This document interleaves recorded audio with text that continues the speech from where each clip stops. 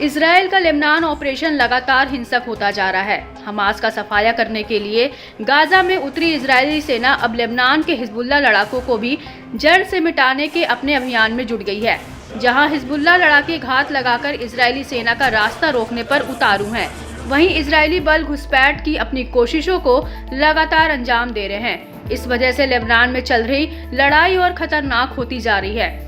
Israeli सेना दक्षिण Lebanon से हिजबुल्लाह को खाली कराने के लिए आगे बढ़ रही है। इस बीच एक चौंका देने वाली खबर ने दुनिया भर का ध्यान एक बार फिर मिडिल ईस्ट की तरफ खींचा है। बताया गया कि इजरायल के टैंकों ने दक्षिणी लेबनान में संयुक्त राष्ट्र शांति रक्षक सेना के मुख्यालय पर गोलीबारी की। इजरायली हमले में 2 शांति रक्षक सैनिक घायल हो गए। यूएन ने भी पुष्टि करते हुए कहा कि नकोरा में यूएन शांति सेना के मुख्यालय पर हमला किया। इससे संचार व्यवस्था को भी बड़ा नुकसान पहुंचा है। गोले और छोटे हथियारों से हमला किया गया। पिछले 12 महीनों में यह उन पर हुआ सबसे बड़ा हमला है। घायल सैनिकों को हल्की चोटें आई हैं। इजरायली सेना की हिंसक कार्रवाई के चलते यूएन से लेकर दुनिया भर के देश बुरी तरह से भड़क उठे हैं। आयरलैंड के नेता साइमन हैरिस ने कहा कि शांति सैनिकों पर गोलीबारी कभी भी स्वीकार नहीं है। शांति सेना में ज्यादातर आयरिश लोग हैं। शांति सेना ने बताया कि उसने एक इजरायली सैन्य ड्रोन को यूएन की पोजीशन के अंदर बंकर के एंट्री गेट तक उड़ते देखा। इस घटना पर पेंटागन के प्रेस सचिव ने भी चिंता व्यक्त की है। मेजर जनरल पैट राइडर ने जोर दिया कि सैन्य अभियानों में गैर लड़ाकों को निशाना नहीं बनाया जाना चाहिए। Reports that you highlight in terms of UNFIL or LAF, certainly those reports are concerning. I don't have any information to independently corroborate those reports. I'd refer you to the IDF to talk about their operations in that regard.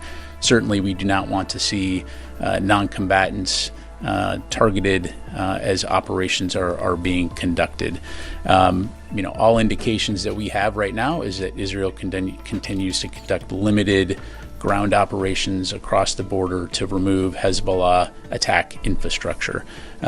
And again, we've highlighted that we fully support Israel's right to defend itself, and we understand the threat that Hezbollah has posed for the last year.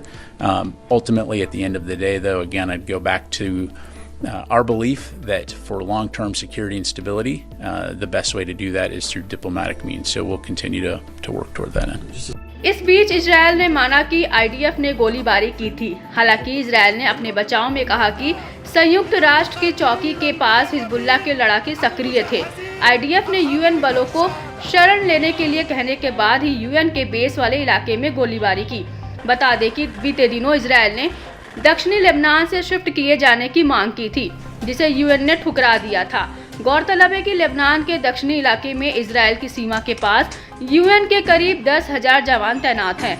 UN Israel और Lebanon के बीच cease fire की लगातार मांग कर रहा है, मगर दोनों पक्ष फिलहाल आर पार के मूड में हैं।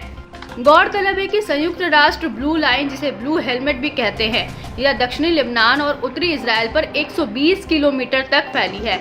ब्लू लाइन सुरक्षा परिषद के प्रस्ताव 1701 का हिस्सा है, जिसे इजरायल हिजबुल्लाह युद्ध के बाद यानी साल 2006 में अपनाया गया।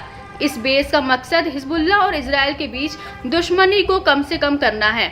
मालूम हो कि ब्लू लाइन कोई बॉर्डर नहीं बल्कि अस्थायी वापसी रेखा है। अगर लेबनान या इजरायल ब्लू लाइन पर कोई गतिविधि करते हैं तो यूएन के शांति रक्षक सेना मुख्यालय को सूचना मांगता है।